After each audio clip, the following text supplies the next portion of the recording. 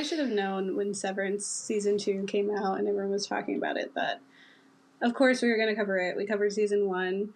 And I think, like, I was kind of watching over a little bit of our first episode, and I was like, I feel like we were kind of very much like the season 1 innies in, like, we were, like, learning.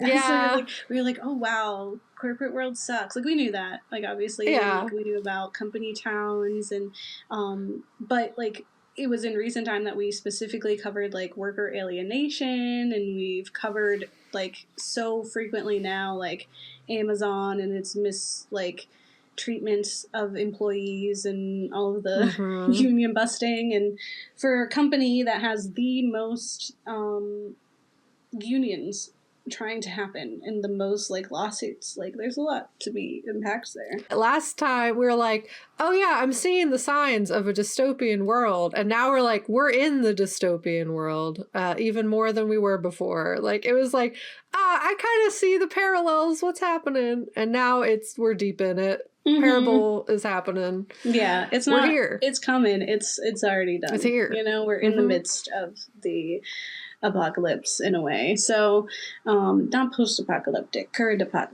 modern apocalypse. We are apocalypsing presently. Yeah. Absolutely. Definitely, if you have not seen season 1 or season 2 of Severance, you should definitely watch it before you check it out. It is more science fiction than I would say horror. It's definitely a thriller. It is more accessible that way, so if you are a scaredy cat of things, you won't be afraid of this. This is more it's not trippy, scary. There's one instance where there's blood, and it's the last episode. And it's like, you kind of we're kind of dealing with it as it goes, you know? But just as a disclaimer for folks, this might be a long one. Kat so helpfully explained to me when I was beating myself up about how long my section is, that it's a series. There's a lot of episodes. There's a lot of content that they go through that, like, it's like 20 movies. Do. There's a whole podcast about every episode. Like, people go through episode by episode. We're not doing that. We're summing it all up. So give me 2 a whole break. Seasons. Yeah. So let's hop in, because I think we got a lot of ground to cover. And like I said, definitely check out the show. And, you know, make sure you're watching both seasons, and then also, if you want to, check out our last episode on Severance so that you can catch up on what we were saying. But I'll tell you what Severance is about. So Severance, the show, started in 2022 and is still going, and this is what season 2's more or less synopsis is. I had to write it because IMDb only had season 1. Oh, got which you. isn't the case of what's happening. So Mark leads a team of office workers whose memories have been surgically divided between their work and personal lives. After attempting a revolution to inform the outside world of their conditions, the severed employees have to fight for their right to exist and get to the truth of their reality. It's created by Dan Erickson. And in our first episode, we talked about how much we appreciated not only Dan, but also Ben Stiller for being very intentional about everything that happens. There is an answer to those goats, even if we don't get them right now. There's a lot of theories and things out there, and I hope that they feel comfortable enough in their show to give us what we think is happening. Oh yeah, let the fans be right instead of Game of Thrones. Don't Game of Thrones us, please. So here's what happens in season 2 to kind of catch you up. If you've seen it, scroll forward, whatever. Season 2 picks up where we left off in season 1, where the audience, just like the innies, have no idea what occurred since we saw them last. Now that we've informed the world of their living conditions and the inhumanity of the severance procedure, what's going to happen to them? We don't know. We pick up with Innie Mark returning to work, stressed and fresh from the realization that Miss Casey, who's been our, counselor, is his outie's dead wife. and is concerned for the lives of his coworkers, his friends, and only other known people in his life, because they all just more or less stage a coup. He is met by a new group of coworkers, a promoted Mr. Milchick, and a lax version of the Lumon Industries he once knew. He fights to get his coworkers back, and they join his adventure for answers and for some of their own, like his answers and theirs. And I'm going to go through kind of what the characters are doing, but because I think what's really exciting about season 2 is I think we get more of them individually. Yeah. Whereas season 1 was really heavily focused on Mark. So Irving struggles with the death of Innie Burt, his love, considering the worth of his own Innie life, and while also being concerned and suspicious of Helly, whose story of her OTC, her overtime contingency, isn't adding up. And Audi Irving, yeah, super sus. And then Audi Irving is getting to know Audi Burt and his husband, while slowly revealing Irving's complex history and feelings. In and out. Dylan, now aware of his Audi's life with a wife and children, is captivated by this potential life. And Mr. Milchick, in an attempt to control Innie Dylan, creates visiting hours. Perks. Yeah, he loves his perks. So he creates visiting hours with Audi Dylan's wife, Gretchen. That's his new perk. Thinking this luxury will placate Dylan much in the same way his little perks did in season 1, only it unlocks parts of himself he had been hiding away. And he becomes far more vocal about the abuses and now, having seen the light, begins to fight in his own way for autonomy. He is, like, honestly, some of the biggest growth, I think. Absolutely, yeah. Helly is strange and as eager as ever to support Innie Mark, and Audi Mark finds Gemma Miss Casey, but also to connect further with Innie Mark. Let's see where this little Appa's romance gets us, right? And it's revealed rather traumatically that Helly is Helena, and the real Helly is allowed to return after the death of Innie Irving, because he figures it out. Real Helly struggles to juggle her feelings for Innie Mark while also valuing the life of Audi Mark's wife. Yeah. And Helena's doing sketchy shit. Yeah. Helena's like, oh, I don't get any love in the real world. This man loves my Innie, so if I pretend to be her, he's gonna love me. And it's like, you're not the same bitch, you know? You're a different bitch. Yeah. It was a bummer that he couldn't tell the difference, but that's a whole other time. Puppy dog eyes, rose-colored glasses. It's absurd to think, this girl was talking to him, Yeah. He wasn't thinking with the brain. I know. It just made me sad. The blood was somewhere else, If I was Helly, I would have been sad. And I would have been pissed. I would have been like, are you serious? Yeah. We're not that alike. The biggest reveal this season shows the truth behind the macro data refinement, which is what Mark and his coworkers are in that department, MDR, that it's a device that creates personalities and essentially torture for people. It creates severance beings, severance minds, people in a person. And for Mark, he's been creating rooms and severed beings for his wife, Gemma.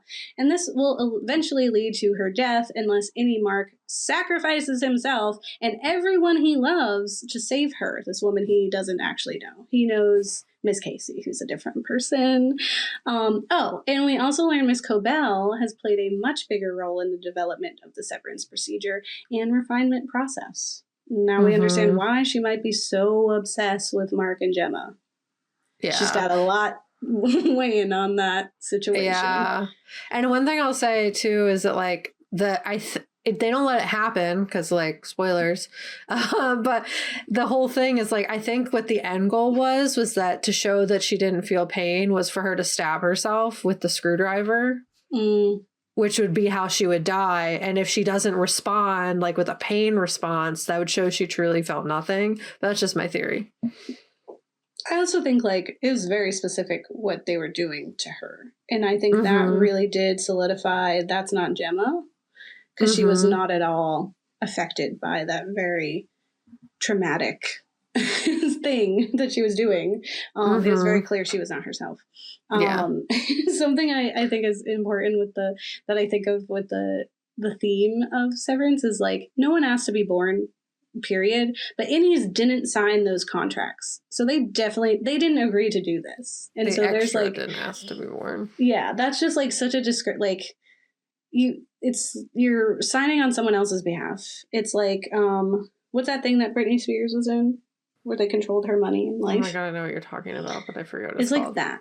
The Audis have that. The Audis are Britney Spearsing their innies. Yeah. And we need to free them. Also, I think it's important and something we've talked about before, but the fact that the macro data refinement, it being such a vague job, them just like, doing something that seems so abstract is really important because the innies don't know what they're doing, which is very much worker isolation, right? It's you're making Karl Marx, exactly. You're making the screw, and eventually those screws are what keep a tank together that's going in to war, and we covered that in our Possessor episode, just talking about like the disconnect of like our job and the impact of them when we make it seem like it's not the full picture. But let's talk about the audacity of autonomy for innies, because season 1 introduced us to Lumon Industries and their severance procedure, the surgically dividing employees' work memories from their personal ones, creating essentially 2 different people sharing one body. Okay, it's giving substance, 2 but souls. more. You are the same, remember, but you're not. What made season 2 so fascinating was how it built on that premise to explore a deeper question. Are these innies, the work versions of these people, deserving of the same autonomy and respect as their Audi counterparts? Yeah. One of the primary themes explored in season 2 is the personhood of the innies. Season 1 made us question the ethics of this severance procedure, like as a concept, but season 2 forces us to confront our own biases about whose life matters more and which team you're on, because that's what we're kind of left with. Like, literally, the end sequence is like, are you mad that this happened, or do you get it? Yeah. Because it's like capitalism just programs our brain, unfortunately, to be like, you have to fight each other. You can't share and work together within the same form. It's a battle. But it's also like, I think people were so surprised by the ending because we really hadn't given them the credit that they deserved as being full beings. Absolutely. After season 1, viewers were definitely eager to see how the Innie rebellion during the OTC would affect their existence in the Severance program overall. Further, we wanted Mark to discover the truth about his wife and reunite with her in the real world. Like, it's a totally natural thing to want. But I think a big part of what we may have all been missing was the reality of Innie Mark's life and how it's threatened by these very answers. Viewers seeking those answers completely disregard Innie Mark as a fully formed person with his own relationships, desires, and autonomy. You essentially become Audi Mark in that phone call with Innie Mark, or not phone call, the weird camera call. The camera call with Innie Mark. You become him. Like, infantilizing him. The season finale brilliantly highlights this bias. Many fans express shock or disappointment at Innie Mark's choices. There's a lot of memes going around of wives being like, would you pick me or would you pick... It's like, that's a different guy, first of all. Yeah. I, of course, would pick my wife. Worker me, who's a different person? He don't know you from Adam. What are you talking about? Yeah. So I'm like, no, you can... That's your work life, whatever. But why were people so shocked or disappointed? And it was because they were prioritizing Audi Mark's life over Innie Mark's. They were prioritizing Gemma's life over Helly, who does not exist outside of this, right? They viewed Mark's relationship with Helly as somehow less legitimate because it existed only within Lumon. And that's exactly what the show wants us to question. Why do we assume the Audi's existence is more real or valuable? Just because they have more freedom of movement or memories. It reminds me of how we sometimes compartmentalize our work selves as somehow separate from our real selves. It's literally the premise of this. When in reality, our work personas are very much a part of who we are. This compartmentalization only serves those in power, allowing employers to extract more from workers while treating them as less than fully human, right? If we compartmentalize that, and instead of like voicing our discomforts or our needs, then they can take advantage of that. That's why during COVID, when everyone learned work from home, is actually wonderful for some people, where they can like get household chores done, connect with their family, X, Y, and Z. They were like, wait a second. Accessibility. Yeah. Turns out I didn't have to do that.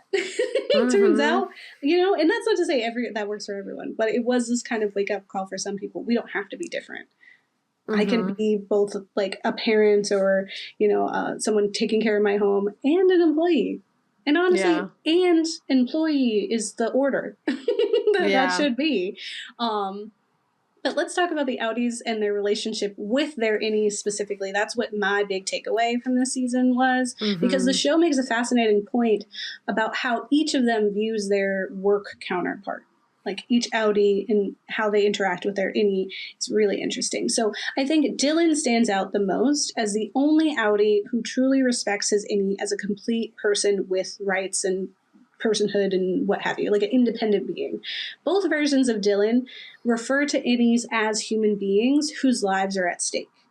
Audi Dylan's letter to Innie Dylan confirms that this, as he acknowledges his personhood, saying like, he's like, I get it, you like, you're awesome, dude, like live your life, live your truth, which is just like a crazy thing that no one else had said, right? Innie Dylan is the only one to call Innie Irving's firing a death, recognizing the existential stakes of what happens to innies when they don't come back to work. It's not just that they stop working, it's that they're dead. Yeah. That consciousness is gone. They'll never be back. And then I also think when we look at Audi Dylan's reaction to learning about Gretchen's kiss with Innie Dylan, right? He doesn't dismiss it as inconsequential because it's another version of himself. He sees it as cheating. He's like, you did a betrayal because that's a different person. That's not me. He treats his innie as a separate being from himself, worthy of the same respect and consideration. And Gretchen, further, his wife, also understands the innies are independent beings. Her connection with Innie Dylan allows her to reconnect with what she loved about Audi Dylan before he became jaded by life. But she even sees, like, you're not my Dylan, right? Like, I love you as well in this weird way, I like you because you kind of remind me of him. But it kind of just like reminds her more of her love for Audi Dylan, and why she's, suffered what she suffered, or powered through the struggles of their life and put up with all his bullshit and him being real rude. I'm like, first of all, when he answered the phone and he was like, read the room, I was like, I'm going to hang up and I'm going to call back and we're going to start this over. I'm going to give you one more chance, buddy. Like, if you answer the phone to me like that, I'm going to give you one more chance. Yeah. Like, you want to start over? Yeah. You get a freebie. Because after this, I'm coming to where you at. I'm coming to where you are. Physically, we're going to be in the space. Okay? It's like, no. Anyway, when she has that acknowledgement, and then further when there's that letter from Audi Dylan to Innie Dylan, it is a heartfelt moment that acknowledges the humanity in both versions of Dylan. He's like, I respect you, and you're going to do what you're going to do, and I think that's great. Yeah, you have consent to not come back to work if you don't want to. I'm actually giving you that. It's your choice. Yeah. At the end of the day, which is crazy, especially for someone who we've seen clearly needs this job and clearly needs that validation to, in turn, say, you know what, if he doesn't want to come back, he doesn't have to. Yeah. I do want to give a little shout out to Irving, because he they just didn't give him as much lines that explicitly say it. But Irving was also trying to do that. Like when Bert retired, that was a big thing. Yeah. So a little nod to him too. I think he really influenced Dylan a lot too. Absolutely. So love me, Irving. I'm so definitely a father figure for sure. And absolutely his growth happens too. He definitely was someone who was I'm head down, we're doing our work. And then after losing Bert, because that's what it is, he's losing him.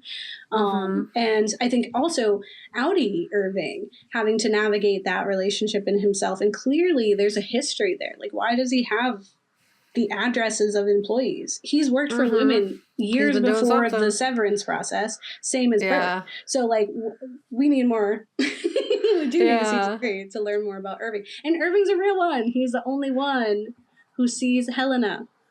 Yeah, he almost made me cry. He was like, I was like, he better not die in the cold. What is happening? Oh my God, same. I was like, what happens to you, like, when you're outie? Like, I guess he would be dead, but, like, what happens to your family? They're just like, oh, I guess he died on the job in the wilderness, in the cold? He's an office worker. Question mark. Anyway, then we have Helena, who mistreats Helly from the get-go, immediately. Yeah. She's awful. Not only does she override Helly's desperate attempts to quit, but she dismisses Helly's suicide attempts as essentially a tantrum. Which is like, that was season 1 evil Helena. Season 2 evil Helena tops. Because Helena having sex with Innie Mark as a power move against Helly, assuming her Innie would be gone forever, is sexual assault, since Innie Mark had no idea who she really was. Facts. She took advantage of that. And there's like, you can have... And that was his first time. Yeah. So it's like... he's a new person. Extra. Yeah. Yeah. I'm sad about it. It absolutely is a sad situation because... Again, Mark didn't know. He definitely had just like puppy eyes, rose-colored glasses on. Oh my God, this girl's laughing at me. Thing that he couldn't see that was Helly. But he's also, to be fair, dealing with a lot. Okay, he's distracted as hell. And so I think we need to give him a little credit. And also, grace. He has been assaulted just as much as like Helly has been assaulted. Her body was used against her will. Yeah.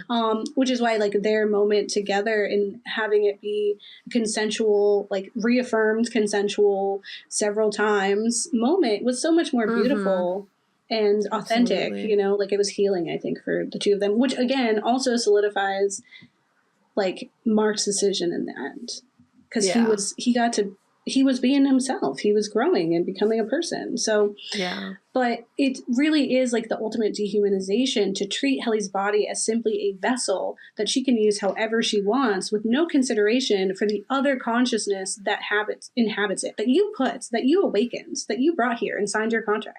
No one has to be here. And she works hard to dismiss Helly's independence and personhood while betraying her on the severed floor, or portraying her on the severed floor. But as Irving is quick to note, she is nothing like Helly, because Helly was never cruel. And while Innie Mark was consumed by butterflies and stars in his eyes, I truly think he would have been able to tell the difference too, had he been looking genuinely and not consumed by his own dilemmas. He had stuff going on. And I think if he didn't have like, oh, I got to find my Audie's wife. I have to figure out what's going on. What's happening with Irving? What's happening? Like, there's too much. And he's just supposed to be like, this girl who wants to kiss me isn't the real me, like the real girl. No one wants to hear that. And then even Mark, who we generally view as sympathetic, shows a fundamental disrespect for his Innie. The way he awkwardly calls Helly Heleny while talking to Innie Mark reveals how he views Innie Mark as a childlike, naive, not fully formed, especially because Helena calling Gemma Hannah or something, like clearly that's a tick to call your wife a different name and disrespect you. That's your own tick, and you did it to yourself. And he laughs him off. It's so dehumanizing and like demeaning when he's just like, oh, you got a little work crush. Oh, it's so cute. Yeah, and I get like they couldn't have talked to each other before because it just like wasn't possible under Lumon. But Innie Mark makes such a great point where he's like, "You've never even tried to know who I am before this moment, and you want me to kill myself to save you and your wife? I have love, asshole." Yeah, and it is super valid in like every act, like when he's trying to merge his consciousness, it is always to use Innie Mark as a tool for his own needs. He never once acknowledges that Innie Mark is his own person. Even when Innie Mark's like, you're gonna kill me? And he's like, well, no, we'll like merge our brain. He's like, it sounds like he'll be you more than he'll be me. And he's like, well, I'm more important. So it's like super rude. And then on top of that, like mistreating him, calling Helene, he asks Innie Mark to sacrifice himself, to die so that Outie Mark can be reunited with his wife. Not Innie Mark's wife, Outie Mark's wife. And that's an enormous request that completely overlooks Innie Mark's own life, relationships, and right to exist. And because Jemmet isn't Innie Mark's wife, he does not have that shared history of building a life, of struggling to conceive, of losing her in an accident. And he has a day-to-day work life with a work wife whose name Outie Mark doesn't even have the decency to learn. Mm-hmm. That's it. Like, he has a whole life. So that's what I just thought was like really interesting. I was like, Dylan and Irving were like, they were really doing great things. Poor Helly was just trying to like survive, you know? The other thing I want to talk about is how Natalie and Mr. Milchick are in the sunken place. So I think people have talked about this. There's a very specific scene where it's like, oh, of course they're in the sunken place. And while the severed employees certainly live a sunken place life where they're cut off from the real world and their bodies are piloted by another, Black characters, Natalie and Seth Milchick, also appear to be in Jordan Peele's Sunken Place. For those who somehow don't know what I'm talking about, first of all, what are you doing watching us? Go watch our Get Out immediately. Episode. Go watch Get Out. Watch our Get Out episode. But for those who don't know, in Jordan Peele's Get Out, the sunken place represents a state where Black consciousness is imprisoned. They're still aware but unable to control their body, which is now piloted by white bodies in consciousnesses. Or white consciousness is not their body. The severed procedure creates a similar bifurcation. However, in having to code switch and mold themselves into the Lumon landscape, Black characters, Natalie and Seth, are in their own sunken places. They're Black professionals navigating a predominantly white, culty corporate structure that exploits and controls them in much the way that, like, before people were trying to hella dismantle DEI, were promoting and going crazy about DEI. This is like that landscape of time. So season 2 explores this dynamic expertly through Seth Milchick. Love him. I was like, oh, this is more time with him on the screen, and I was like, yes. If you watch our first episode, you know I have the biggest crush on him. Just the way he says stuff, you know. Yeah, he does a lot of acting with his eyes. Yeah, both of them do, honestly, and that's what I think is really important in these, because so much of their communication, Mr. Milchick and Natalie, is unspoken. It's literally like, if you know, you know. Because they're saying something, right? Season 2 explores this dynamic through Mr. Milchick, the newly promoted manager of the macro data. Why do I have this accent every time I say it? Oh my God. The newly promoted manager of the macro data refinement department after the team's revolt. His promotion is clearly not a celebration of his abilities, but rather a crisis management move. And we see that because his computer still welcomes Harmony Corbell, the white woman who held the position before him. And it's such, like, to see it, like, affect him so strongly. Like, every day comes in and Harmony, like it's just like he's an afterthought to them. He doesn't actually matter to them every day.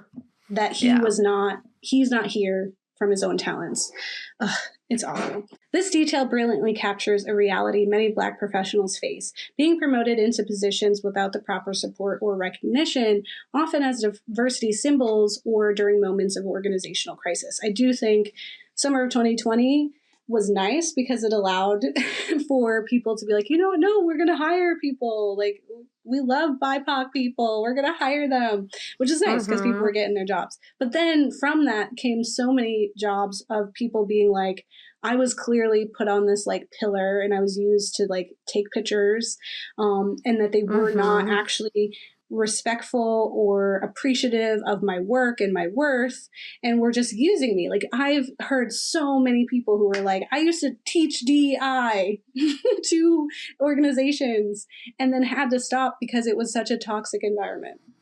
Like, that's crazy, right? So Milchick is constantly navigating microaggressions at Lumon. One big example is during his performance review. We learn that he's been anonymously reported for using too many big words, a criticism that reveals how Black professionals are often surveyed and judged by different standards. And his colleagues won't approach him directly, but instead report him to avoid accountability. It's very clear who was reporting these things. Yeah. No question, who is struggling with some big words. But I think it's such an interesting thing because we know what he was saying. Yeah. But they're like, oh, he's uppity. Oh, he thinks he's better than us. He just is, he's a learned man. Get out of here. He's a beautiful learned man. Leave him alone. One of the more disturbing and brilliant scenes in a show that's ripe with brilliance is when Natalie, the board's representative, presents Milchick with inclusively re-canonicalized paintings, essentially blackface versions of Lumon's founder, Keir Egan. It's laughably absurd. It's like you're not actually fixing the problem. You're just rewriting history to make you look less shitty. Yeah. You literally, you blackfaced him to be like, we're inclusive. What is... Let me see your board, you didn't, let's see the anonymous board, right, that speaks through this Black woman. I want to see them. Yeah. How many of them are of color? Anyway, Natalie's schooled smile and dead eyes momentarily break when forced to claim she also received these paintings and found them extremely moving.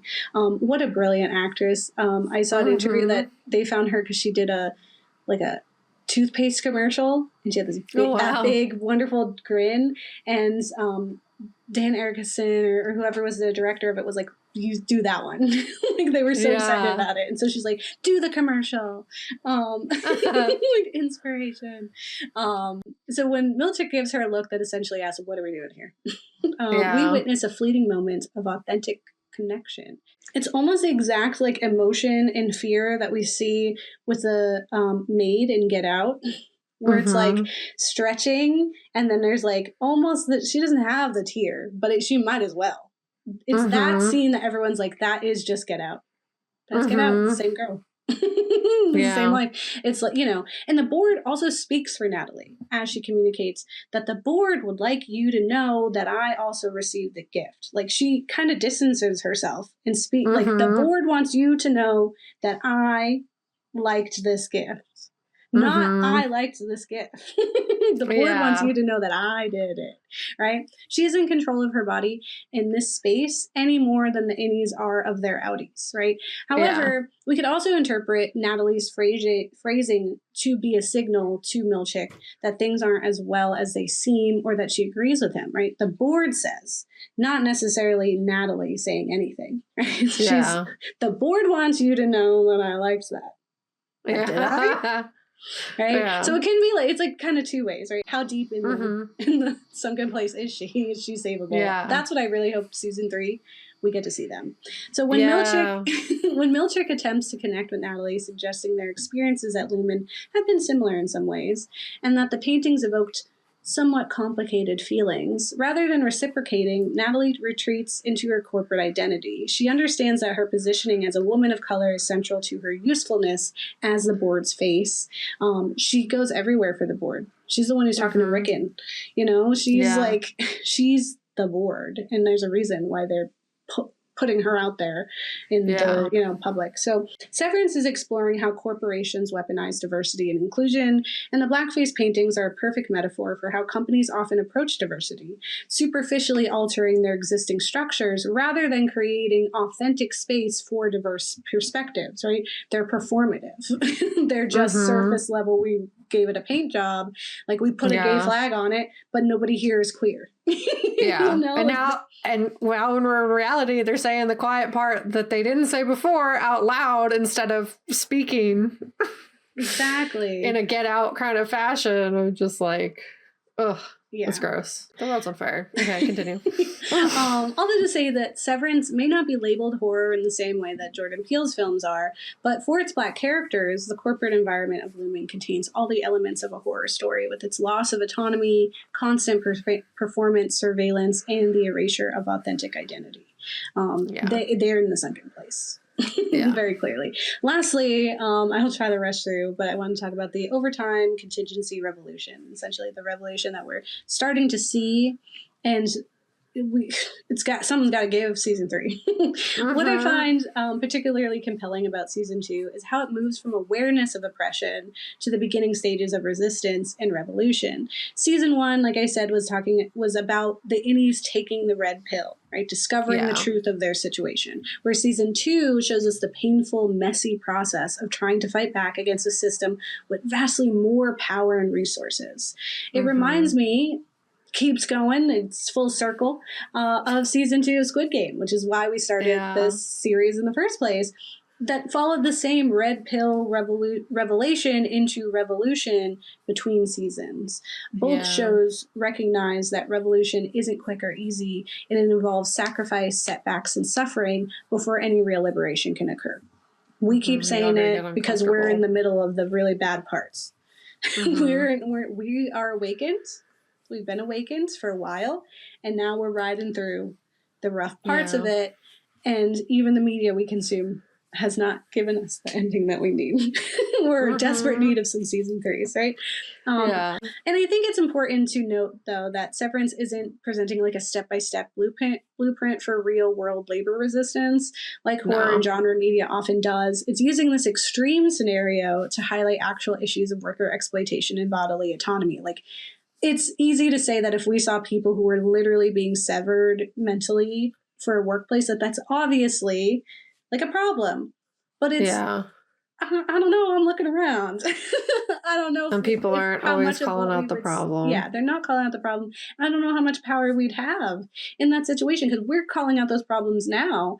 Of course, they're not this like science fiction absurd piece. It's that workers are peeing in bottles. Like, a guy died on an Amazon floor just like last week, literally.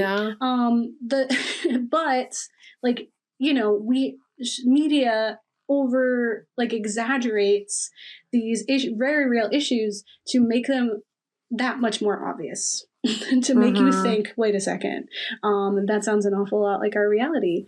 And the show builds on historical and modern day woes, showing us how workers are dehumanized and exploited. In the use of science fiction, they can start the conversation of workplace control. It helps us see patterns that might be less visible in our everyday lives. At the same time, it depicts the power of collective action. The innies are only able to make progress when they work together, share information, and coordinate their resistance. Like the OTC literally required all of them in some form, right? And as we look ahead to season 3, I'm curious to see how the show continues to develop this theme of autonomy and personhood. We'll see, I hope we see more Audi-Innie cooperation with Gretchen, Devin, and even Miss Cobell. And how will the show address the ultimate question of, in a world where severance exists, what rights should innies have? If they are indeed full people, should they have legal protection? A path to independence? How can these two people exist? Whatever direction they take, right? Severance has already given us one of the most nuanced examinations of identity, consciousness, and labor rights in recent television. It forces us to consider not just the ethics of a fictional technology, but how we view our own compartmentalized selves, like our work beings. And just remember that whether you're at work or at home, you're still you, and you deserve to be treated with dignity either way. And as a people, you should not be peeing in a bottle. All right, quotas, we don't need them.